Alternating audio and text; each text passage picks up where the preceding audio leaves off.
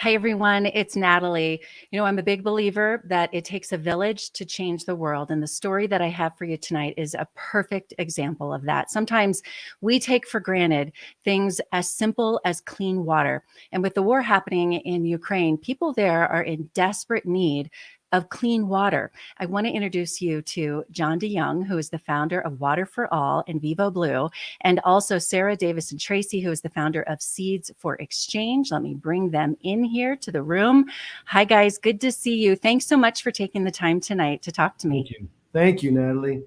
Okay, so I know that you are preparing for a really big trip in the coming days. You're headed to Poland, hopefully then across the border into the Ukraine. Tell me what you're doing there. I already teed this up with clean water, but give me a little more information.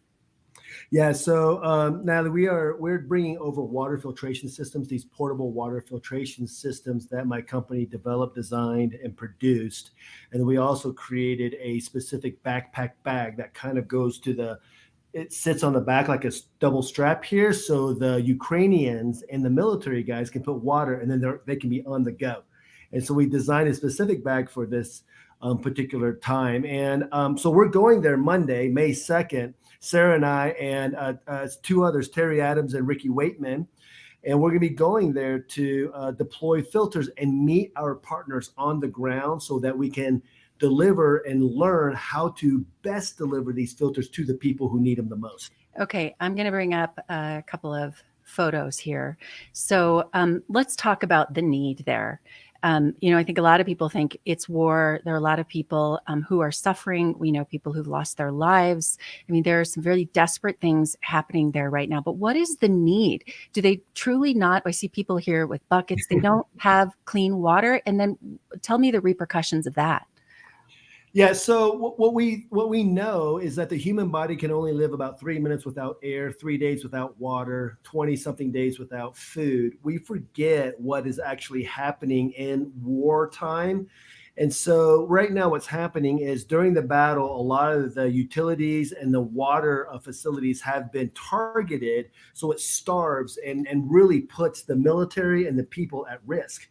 And when you have contaminated water, you have to go to the rivers and the lakes to get water, and or you can't fight, or you can't run, or you can't survive. And so what you're seeing is people getting buckets of water wherever they can get it. And so what we're doing is bringing the filters to these people so that they can, even if they get that water, they can put it in the backpack and they get clean, fresh water straight from there. So talk to me about your filter. So what people are seeing here is Vivo Blue, and I know that's your company, the for-profit side, but you have now created the nonprofit side to do some good and to get this out with people. So tell me about that. Exactly. And like you said earlier, Natalie, it takes a village. And so Sarah, I could talk about my filter all day long. But we're bringing Sarah in too. Yeah. Sarah to talk a little bit about what she's experienced with the filter, because she's brought it to her, the countries that she works in as well. Okay. So yes, Sarah, tell me about your organization and how you're helping with this.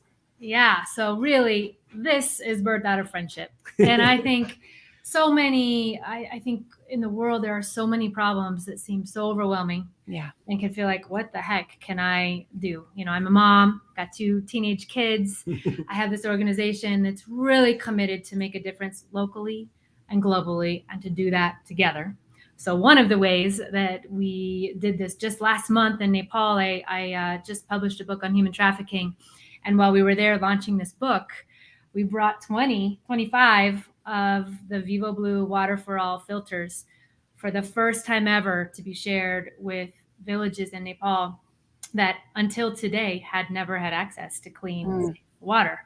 So as we were sharing about human trafficking and raising women's voices and gathering community, we literally were sitting around pouring the first cups of clean water that these friends had ever had. So I came back from that and to focus on Ukraine.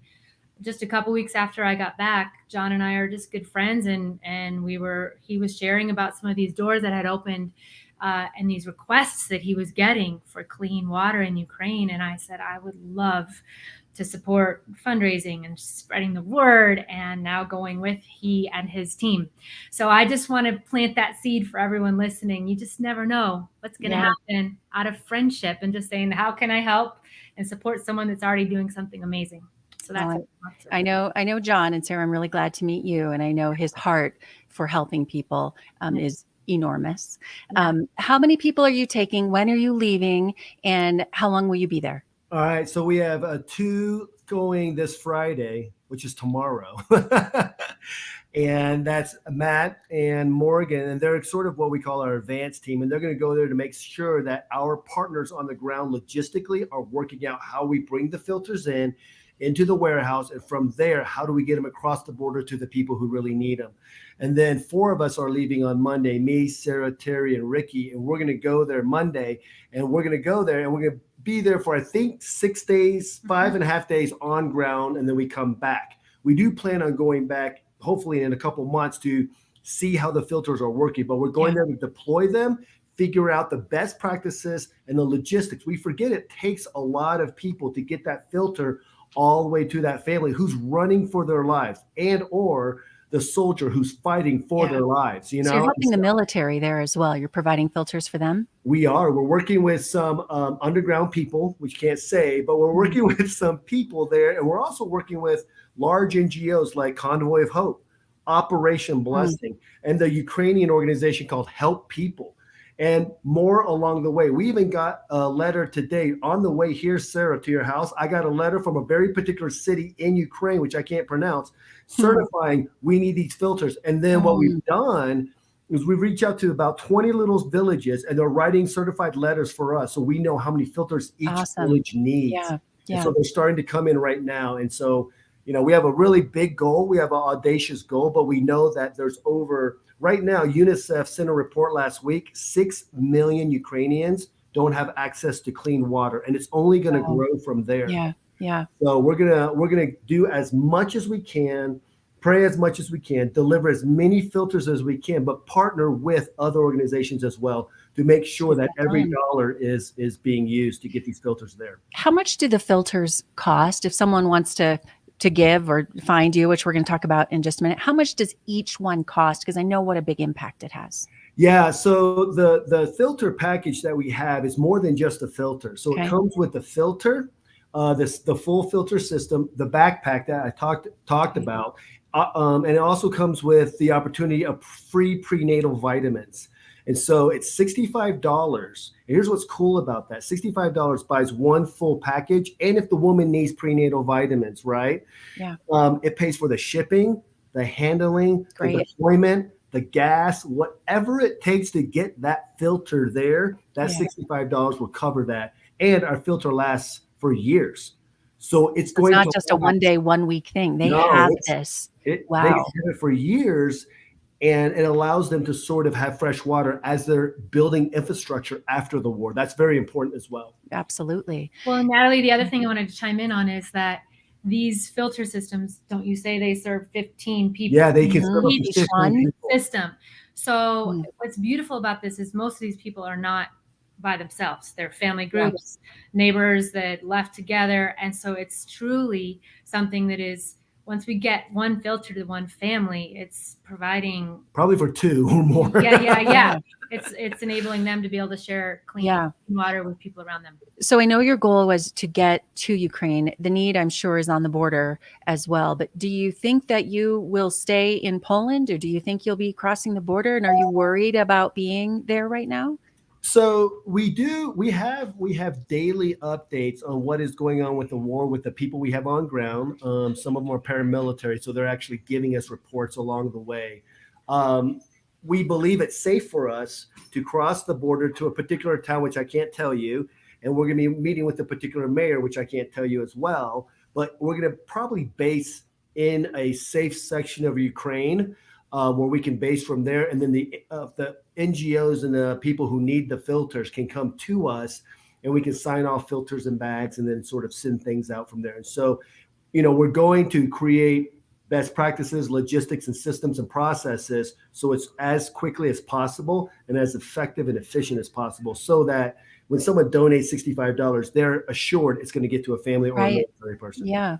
By the way, I've just put out, we are live right now on Facebook and on YouTube and on Twitter. And I've put out there, anyone who wants to ask a question, you can do so in the comments, and you guys can answer that. But how can people get involved? I know you both have websites. I know, John, you and I, when we first discussed doing this interview, you've got a TikTok account that you have just created. I don't know if you put things up there, but social media is a great, I know we're laughing. However, it's where eyeballs are.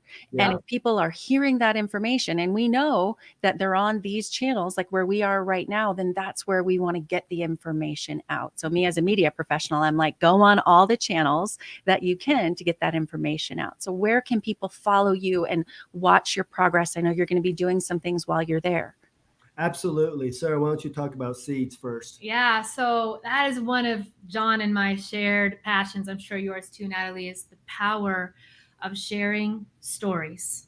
Yes. And not just talking about things in high level ways, but we really are excited to create as many opportunities as we can for people to feel like they're truly with us. Yeah. And as we meet people, and as often as we can on Facebook, I have, for me, Seeds of Exchange, we have a Facebook page and an Instagram page and a website, and we are going to do our best to be really posting on the ground live videos and pictures whenever we can, security wise, because we really believe that's what gets people excited to say, wow, I just saw a friend of mine or a friend of mine in Ukraine with a person, and not so much watching the news in a detached way. So we're really hoping and excited to be able to do that. So please follow me for Seeds of Exchange. And how about for y'all?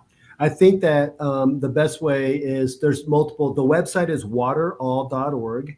And if you go there, you'll see that we are, you can donate right there. So we need the resources, we need the funds to bring the filters over. Instagram is Water for All International. Facebook is Water for All International. And my TikTok that I haven't started yet, but we're going to start it Saturday. See, now you have to, because you did it live on social media. Sorry, hold you accountable. I think what it is I really, the reason why I kind of want to do this TikTok, obviously, is to create a little, it's not about me. So the TikTok is John the Water Guy. And Natalie was my first follower. But it's John the Water Guy. And I think the thing that I want to do is encourage and inspire people to do good.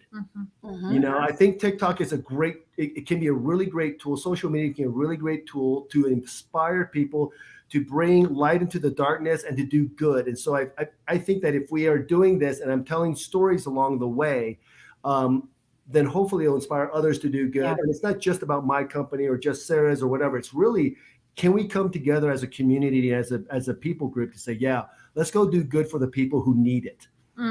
Yeah. And Sarah, I know with what you do, that's the case as well. Like, let's just spread the good. That's what I'm all about. If we can make a difference, if there's something little we can do, why are we not doing more of that? Totally. And I do believe that watching the news and feeling like there is nothing we can do in the face of evil or suffering, it kind of crushes our spirits. Yeah. So one thing that I think we all three share is there's so many opportunities for us to be able to really rise up and move through life with inspiration and bring light to the darkness and say, wow, what can I do in this place in the context of my everyday life to make a difference and bring some hope and love and goodness into the world?